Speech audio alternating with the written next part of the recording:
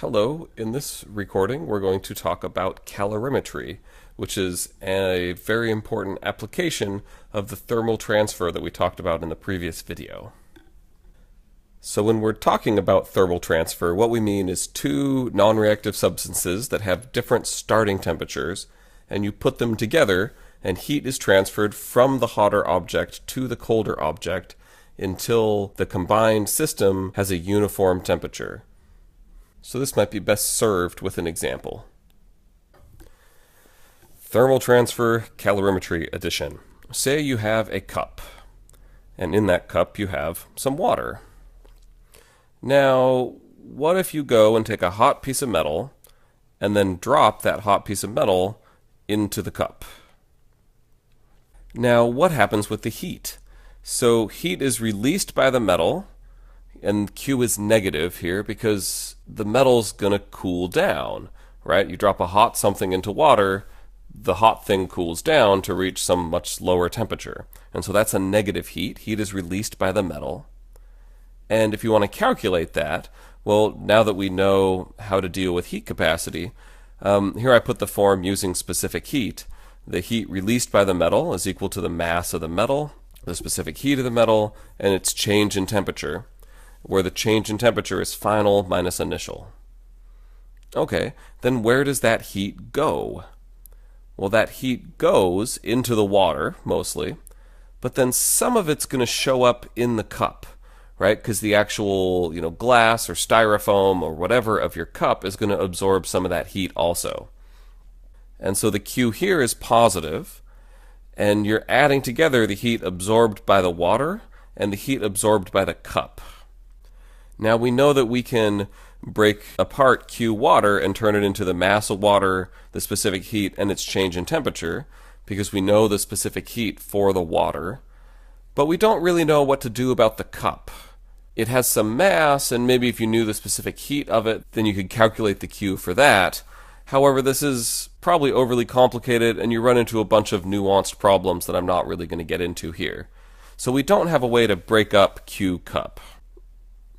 One thing to note, though, is that both of these have the same final temperature because you are dropping this hot piece of metal into cold water, so they have different initial temperatures, but by the time you're done, the metal and the water are the same temperature. So the final temperature in both of these are the same, contained in the delta T terms, and the initial temperatures are different. Okay. But now we still got the problem with the cup. So for the moment, we'll call this Q calorimeter. This is the heat absorbed by the calorimeter, which consists of the water and the cup. What the heck is a calorimeter? We should talk about that. So now we're dealing with heat transfer quantitatively in a method termed calorimetry. And we're starting with constant pressure calorimetry. This is also often called coffee cup calorimetry because, as you'll see in our lab, you can literally do it in a coffee cup. So, but what does this mean? Calorimetry is the measurement of heat changes, and a calorimeter is the device that measures these heat changes. Of course, you're probably familiar with the root word calorie, which is the English unit for heat, right? In our class, we use kilojoules, but you can also use units of calories to describe heat transferred. And well, you've heard calories before. It's the food you eat, right? And so that all comes from heat changes, and literally they burn your food and see how much heat comes out, and that's the number of calories. Okay, so we can do this two different ways. We can measure heat transfer at constant pressure, which is what we're going to talk about now. And then later we'll talk about how to measure heat transfer with a constant volume, and that gives you something really different. As we talked about before, the heat at constant pressure gives you enthalpy, because that's how we defined enthalpy. And then the heat at constant volume gives you total internal energy changes because you're holding the work term constant because there's no change in volume possible. Okay, so let's go back and talk about our calorimeter again. So, the calorimeter is the device that's measuring the changes in heat, and we're conducting a process by dropping this hot metal into the water to measure something, right? We have some goal. Maybe you're trying to determine the specific heat of the metal. Maybe you're trying to just measure what Q cup is, right? So if you know what metal it is, you can solve for the heat absorbed by the cup and then figure out the heat capacity of just the cup. So you have some goal here when you're conducting a calorimetry experiment. And before we continue with a different example of this, let me talk a little bit about how we can deal with this Q calorimeter term, right? Some of it's absorbed by the water, some by the cup. How do we separate that out? So you've got a couple options. One, the more thorough option, is you can conduct a control experiment to measure just what Q cup is. Say you drop this hot metal in and you're measuring the temperature rise of the water, and then whatever's lost between the metal and the water goes to the cup. You can do that. And in this case, then your heat absorbed by the cup is equal to the heat capacity of the cup. And this is the version of heat capacity that doesn't have grams or moles in it. So just this cup has this heat capacity, and then delta T. So you can do that. Or maybe the simpler way to go is you can assume that Q cup is equal to 0. And this is what we do in your lab. And this is nice because it's simplistic. It'll introduce some error into your calculations, but maybe the cup only absorbs 2-3% of the total amount of heat. Then that's not that large of an error that you're dealing with. And so in either case, the heart of calorimetry is this, that the heat released by the metal is absorbed by the calorimeter. And if that calorimeter is the water plus the cup, well then you can use those in your equation. Or if you're ignoring the heat capacity of the cup, assuming that's 0, then the heat released by the metal is directly absorbed by the water. And so this is calorimetry. Students tend to have a hard time with these calculations because there's a lot of conceptual notions of heat transfer and physically what's going on in the system. So when you're learning this concept, do what you can to try to remember that the basic idea is in this orange box, that the heat is released by one thing and absorbed by the other thing, and then each heat can be thought of as heat capacities, changes in temperature, or specific heat times the mass times the change in temperature. And then you could solve for whatever it is you need to solve for. And then in the constant pressure version of this, you're solving for the heat at constant pressure, which is equal to enthalpy. And now, if you're trying to use this to investigate a chemical reaction, you run the chemical reaction dissolved in the water of the cup. Then you'll calculate some enthalpy for that particular reaction.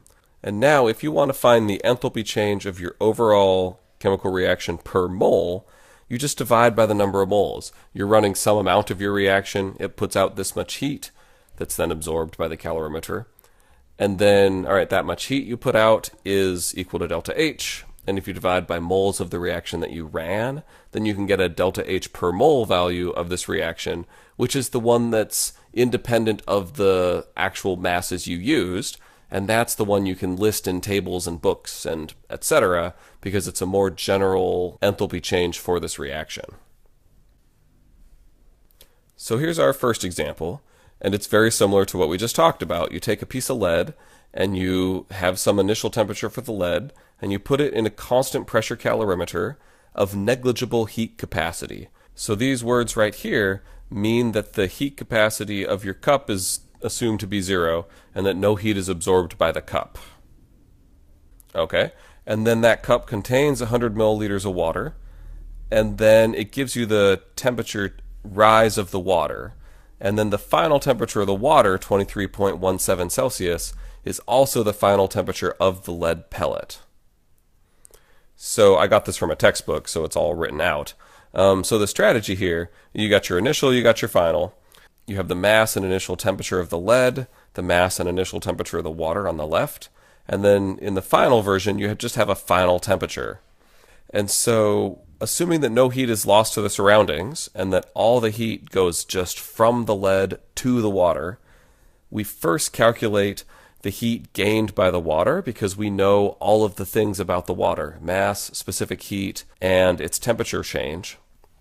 And then that heat is equal to, but opposite in sign from, the heat released by the lead. And then the heat released by the lead is related to its specific heat, its mass, and its change in temperature. And we're going to solve for the specific heat. So that's the plan here. And so the Q values between water and lead will be the same, but there will be opposite signs because the heat goes from the lead to the water. So Q water is equal to mass times its specific heat times the change in temperature. Now we're going to need mass of water, and we're given volume in the problem. And so the textbook I took this from very much likes to make you assume that the density is 1 gram per milliliter without telling you to do so, and I don't like that. So in the problems I give you, if you're going to assume a density, then I'll tell you. Okay. So the heat absorbed by the water is equal to, but opposite in sign from, the heat released by the lead, which is mass of the lead times the specific heat of the lead times delta T. Now, let's look at the water on the left. So here's the mass of water, but I don't have mass first. I got to start with volume and use the density. And in problems like this, we typically assume 1 gram per mil, but you'll be told this in the problem if you have to. And then here's the specific heat of water and its temperature change. It goes from an initial of 22.5 to a final of 23.17. Now, this is equal to the mass of the lead, specific heat, and the temperature. We're trying to solve for the specific heat of the lead. And I put this in red because the lead is hot. I put the water in blue because the water is cold in this situation. Okay, so all the stuff on the left side of the equation is equal to 280.3. Now, you only have 2 sig figs here because your subtraction gives you 0.67. And when you subtract, the decimal places matter. And so you're significant to the second decimal place. So your answer only has 2 sig figs, because then you multiply 0.67 times a bunch of things with more sig figs than that. All right, now let's start filling in the right side. We know the mass of the lead pellet is 26.47 grams. We're trying to solve for the specific heat. And here's the temperature change. The same final as the water, because they reach an equilibrium temperature. And then the initial temperature is much hotter, 89.98 degrees C. All right, so now we're going to rearrange this to solve for CSP, the specific heat. And when you do so, you get 0.16 joules per gram degree Celsius. So in this example, we used calorimetry to determine the specific heat of this piece of lead, which, if it's an unknown metal, you can use it to identify the metal. That's not commonly how it's done in scientific practice, but it's something you can do with calorimetry. Okay, let's do another example. So here, we're taking hydrochloric acid and sodium hydroxide and mixing them together in a constant pressure calorimeter. The phrase negligible heat capacity means that the heat absorbed by the calorimeter, which is effectively the cup, is 0, or we're assuming it to be 0. So then we're just transferring heat from the reaction to the water. Okay, so the temperature of the solution rose from 22.5 Celsius to 25.86 Celsius before and after the reaction. Now, you're asked to calculate the molar heat of neutralization. And so, ultimately, you're going to solve for the heat released by the reaction. And then, when you divide it by moles of the reaction that ran, then you'll get a molar heat. And we'll show this in a minute. Now, it says in the last line, assume the density and specific heat of the solution is the same as pure water. So that means specific heat, we can assume 4.184 joules per gram degree Celsius, or joules per gram Kelvin, either one. And then for the density, we're going to assume 1 gram per mil. So in this example, we're setting the heat released by the reaction equal to the heat absorbed by the water, but opposite in sign, because we're assuming that the heat is transferred just from the reaction to the solution. So the molecules and atoms of NaOH and HCl are the system, and that's releasing heat, and it's absorbed by the water in which those molecules are dissolved, which is the surroundings, and we're ignoring the rest of the universe, the cup, whatever, right? So just from the reaction to the water in which it's dissolved. Now, we're trying to solve for the heat of reaction, and we can do this because we can figure out what the heat absorbed by the water is. We know the mass of the water, we know the specific heat of the water, we know change in temperature, and we can do that. So we need to figure out the mass of the water first. So if you look up at the problem, there's 100 milliliters of HCl and 100 milliliters of sodium hydroxide, And we're just going to assume that adds together. That's a reasonable assumption. So our total volume is 200 milliliters. And then using 1 gram per milliliter, that means we have 200 grams of water that we're going to use. So this is equal to 200 grams times the specific heat times delta T. So here's the final minus the initial. All right, so the heat released by the reaction is 2,812 joules. We have 3 sig figs here because our temperature, after you do the subtraction, gives you 3 sig figs, and so does the mass. All right, so let me rewrite the heat of reaction here. So now the next step is we need to turn this into the molar heat of neutralization. So first of all, we can set Q and H equal to each other because we're at constant pressure here. And so this delta H that we've confined from this particular reaction is one number, but what we want to find is the more general version for how much heat is released per mole of this reaction as it's written.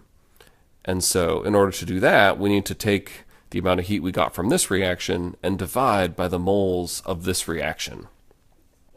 So we need to find the moles of things. So here's the moles of hydrochloric acid, or at least you do this and then that equals 0.05 moles of hydrochloric acid. And so I'm going to rewrite this up here. There we go, moles of HCl. Now let's find moles of sodium hydroxide. If you look at the problem, it has the same volume and the same concentration as the HCl, so I can just scratch this out, put NaOH here, put NaOH here, and now this is valid for the sodium hydroxide. And so I can write the same number of moles of sodium hydroxide up on the top. All right, that's good. Get rid of that. So the heat of reaction is right there, 2,812. And then you're going to divide by moles. And now when you do this, you need to divide by moles of the limiting reagent, because the limiting reagent dictates how much reaction you actually ran. If you have a big excess of one compound over the other, how much heat you released is determined by how much reaction is run, which is determined by the limiting reagent. So for us in this example, we have the same number of moles of both hydrochloric acid and sodium hydroxide. And so they're both limiting reagents in that respect because they're in a 1-to-1 ratio between the reactants. So we'll just use 0.05 as our number of moles. If you were doing this reaction with different amounts of your two reactants, then you need to use the limiting reagent here. Okay, so then I know I'm going to need this in kilojoules in the end, so let me convert it to kilojoules on my way to get 56.2 kilojoules per mole. Now you can get 56,200 whatever kilojoules per mole and then convert it. I just didn't have space on the slide. So here is the enthalpy change for this reaction for the neutralization of HCl with NaOH. It's 56.2 kilojoules per mole of this reaction that ran. And this number here is a general number. If you're going to write this chemical equation and put a delta H value next to it as a general thing, it would be this number. Okay, one final thing to say is about how your book does these problems for the suggested homework that you'll do. So what your book does is instead of giving you the volume of water in the calorimeter, instead the book assumes that you measure the heat capacity of the calorimeter after the experiment. And so then by calorimeter, they mean the water that's in it and the cup or whatever it's in. This little picture here talks about a Dewar flask, and a Dewar is a vacuum jacketed flask, like one of those fancy coffee cups that will keep your coffee hot for hours, just like that.